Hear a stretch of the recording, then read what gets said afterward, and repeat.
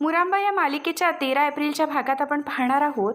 Atharva Rama अक्षयचा photo फेकत म्हणतो, तुम्ही दोघांनी माझ्या आयुष्यात येऊन माझं घर मोडलं ना, आता मी तुमचा संसार मोडणार. पण तेवढ्यातच रमा तिथे येते आणि फोटो उचलत म्हणते, संसार इतका कमजोर नाही की कोणाच्या तोडल्याने तो तुटतो. पण अथर्व पूर्ण कॉन्फिडन्सने रमाला म्हणतो, पुढच्या 1 महिन्यात होताचा नव्हतं करून दाखवेल. चॅलेंज आहे माझं.